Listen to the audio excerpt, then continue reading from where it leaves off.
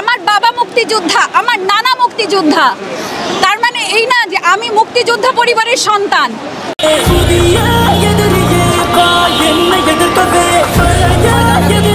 মনে হয়েছে যে তারা এই প্রতারককে দেশ ছেড়ে পালিয়ে যেতে সহযোগিতা করছে কিনা। বাংলাদেশের একজন মেগাস্টার শাকিব খান, তিনি কোটা আন্দোলন নিয়ে এত দেরি করে মাঠে নামবে কেউ আশা করেনি। সূত্র থেকে জানা যায় মেগাস্টার শাকিব খান এতদিন বাংলাদেশে ছিলেন না, তিনি ছিলেন দুবাইতে।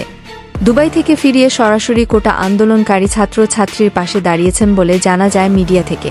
তার সাথে বুকিং এজেন্ট অ্যাসোসিয়েশন সকলকে কিভাবে একত্রিত করা যায় বহির্বিশ্বের মতো। আজকে আমরা যদি পার্শ্ববর্তী দেশেই দেখি, শাকিব খান বলেন, এই বাটপার প্রতারক অনেক নিরীহ মানুষের অনেক কষ্ট দিয়েছেন।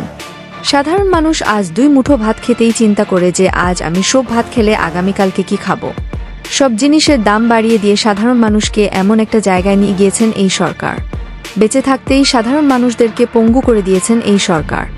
শাকিব খান আরও বলেন, আমি এখন লজ্জিত এই জাতির কাছে, এই সমাজের সাধারণ মানুষের কাছে যে আমি এই দেশের নাগরিক। যে দেশে সাধারণ মানুষ কষ্ট করেও খাবার কিনে খেতে পারে না, সে দেশের সরকারকে আমি ঘৃণা করি। শেষে শাকিব খান বলেন, আমি যখন দুবাই থেকে দেখেছি আমার বাংলাদেশের ছায় ভাই ও বোনদের আমি নির্মমভাবে মরতে দেখি, তখন আমার অনেক কষ্ট লাগে। কি দোষ ছিল পানি বিতরণকারী মুগ্ধর, কি অপরাধ ছিল আবু সাইদের, কি অপরাধ ছিল এই দেশের আগামী প্রজন্মের অধিকারী ছোট ছোট শিশুগুলির, তাদেরকে নির্মমভাবে হত্যা করা হয়েছে। এই দেশের মানুষ সব দেখেছে, আপনাদের চোখে এইসব পড়বে না, জানিয়েছেন শাকিব খান। আমি আজ এক দফা দাবিতে ছাত্রদের পাশে দাঁড়িয়ে থেকে এই সরকারের পতন করে ছাড়ব বলে জানান বাংলার মেগাস্টার শাকিব খান। আমার বাবা মুক্তিযোদ্ধা, আমার নানা মুক্তিযোদ্ধা, তার মানে এই না যে আমি মুক্তিযোদ্ধা পরিবারের সন্তান।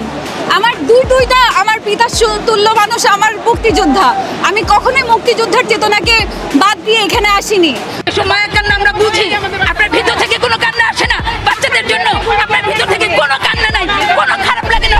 10 পাস করা পুলিশ যদি একজন ঢাকা বিশ্ববিদ্যালয়ে পড়া স্টুডেন্টের বুকে গুলি চালায়, সে কি? এখন আমাদের কাছে আর 9 দফার সেই সময় নেই, আমাদের এখন দফা 1। আমাদের দেশকে এত নিকৃষ্ট যে শেখ হাসিনার পরে কেউ ক্ষমতা নিতে পারবে না। আমি সেই দেশের মানুষকে ঘৃণা জানাই, ধিক্কার জানাই যারা বলে শেখ হাসিনার বিকল্প নাই। আমরা কোটা সংস্কার চেয়েছি, সরকার করেছে, কিন্তু কারো রক্তের বিনিময়ে চাইনি আমরা। সে কাদের বিচার করবে? এদের বিচার করবে এই জনতা। চাই যে প্রধানমন্ত্রী আজকেই তো উনি বললেন উনি গণভবন খুলে দিয়েছেন, এই কথাটা যদি আরো 10 দিন আগে বলতো হয়তো আরো অনেকগুলো প্রাণ বেঁচে থাকতো।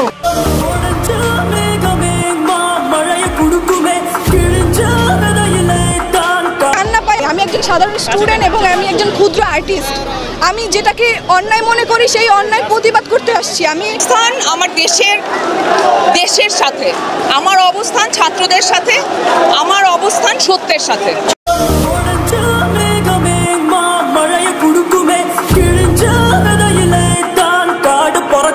অ্যাক্টিভিটিস দেখে আমার কাছে যেটা মনে হয়েছে, তাদের ব্যবহার দেখে যেটা মনে হয়েছে, যে তারা এই প্রতারককে দেশ ছেড়ে পালিয়ে যেতে সহযোগিতা করছে।